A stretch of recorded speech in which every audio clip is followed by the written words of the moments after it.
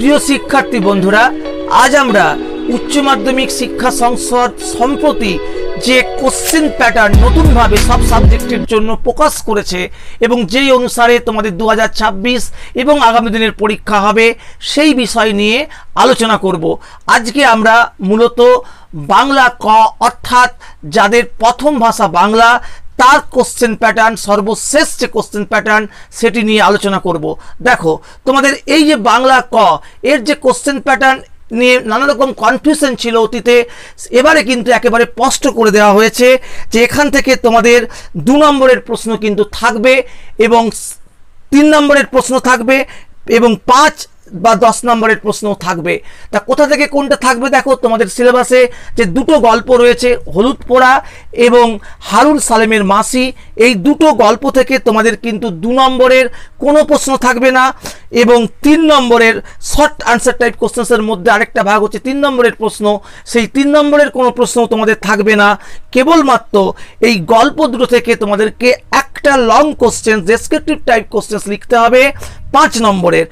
দুটো প্রশ্ন দেওয়া থাকবে, একটা প্রশ্নের উত্তর তোমাদেরকে করতে হবে। স্বাভাবিকভাবে দুটো গল্প আছে, দুটো গল্প থেকে একটা প্রশ্ন থাকবে, তোমাদেরকে উত্তর করতে হবে। তারপরে কবিতা, এই কবিতা থেকে তোমাদের সিলেবাসে 3টে কবিতা আছে, প্রার্থনা, তিমির হননের গান এবং কেন এলো না। এই 3টে কবিতা থেকে তোমাদেরকে একটা 2 নম্বরের প্রশ্ন কিন্তু করতে হবে এবং 2টি প্রশ্ন দেওয়া থাকবে, একটি করতে হবে। আর এখান থেকে কবিতা থেকে তোমাদেরকে 3 নম্বরের কিন্তু একটা প্রশ্ন করতে হবে। সেক্ষেত্রে তোমাদের 2টো প্রশ্ন দেওয়া থাকবে, 3 নম্বরে একটা প্রশ্ন লিখতে হবে। 2 এবং 3 নম্বরের প্রশ্নে খুব একটা বেশি ডিফারেন্স নেই। তারপরে তোমাদের ডেসক্রিপটিভ টাইপ প্রশ্ন কিন্তু কবিতা থেকে কিছু নেই, অর্থাৎ কবিতা থেকে তোমাদেরকে কোনো 5 নম্বরের বড় প্রশ্ন লিখতে হচ্ছে না। 2 নম্বরের একটা প্রশ্ন এবং 3 নম্বরের একটা প্রশ্ন তোমাদেরকে লিখতে হচ্ছে, টোটাল 5 নম্বর। আর নাটক থেকে তোমাদের কিন্তু কোনো রকম 2 নম্বরের প্রশ্ন, 3 নম্বরের প্রশ্ন থাকবে না, কেবলমাত্র একটি বড় প্রশ্ন 5 নম্বরে তোমাদের লিখতে হবে। 2টো প্রশ্ন তোমাদের দেওয়া থাকবে। তোমাদের সিলেবাসে একটাই নাটক আছে, নানা রঙের দিন, তাহলে সেখান থেকে তোমাদের 2টো প্রশ্ন পড়বে 5 নম্বরের, একটা তোমাদের লিখতে হবে। এরপরে তোমাদের রয়েছে পূর্ণাঙ্গ সহায়ক গ্রন্থ, যেটা তোমাদের সিলেবাস অনুসারে রয়েছে ডাকঘর, রবীন্দ্রনাথ ঠাকুরের লেখা। এই ডাকঘর থেকে তোমাদেরকে 2 নম্বরের প্রশ্ন কিন্তু লিখতে হবে, 4টে প্রশ্ন তোমাদের দেওয়া থাকবে। আর এখান থেকে তোমাদের 3 নম্বরের প্রশ্ন কিন্তু থাকবে, 3 নম্বরের 2টো প্রশ্ন তোমাদেরকে লিখতে হবে, 4টে প্রশ্ন তোমাদের দেওয়া থাকবে।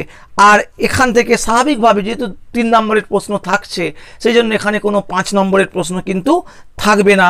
টোটাল তোমাদের এখান থেকে নাম্বার হচ্ছে 10, 2 নম্বরের প্রশ্ন আর 3 নম্বরের 2টো প্রশ্ন, 3 দুগুণে 6 আর 2 দুয়ে 4, টোটাল 10।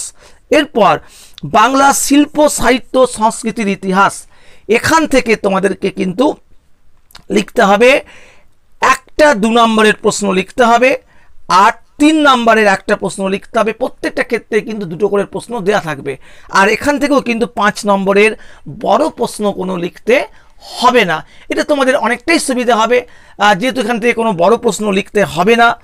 আর প্রবন্ধ রচনা, এখান থেকে স্বাভাবিক কারণে তোমাদের একটা 10 নম্বরের প্রশ্ন পড়বে প্রবন্ধ রচনার ক্ষেত্রে এবং 2টো দেওয়া থাকবে, একটা লিখতে হবে। তাহলে তোমাদেরকে এই যে টোটাল কোশ্চেন্স প্যাটার্ন, এই কোশ্চেন্স প্যাটার্নে তোমাদের হিসাব মতো 2 নম্বরের প্রশ্ন সেপারেট হবে, 3 নম্বরের প্রশ্ন সেপারেট এবং 5 নম্বরের প্রশ্ন সেপারেট। তবে তোমাদের যে এরপরেই অবশ্যই তোমাদের যে মডেল কোশ্চেন পেপার বেরোবে, সংসদ যখন বার করবে, তখন এই বিষয়টা একেবারে সুনিশ্চিত কিন্তু হওয়া যাবে।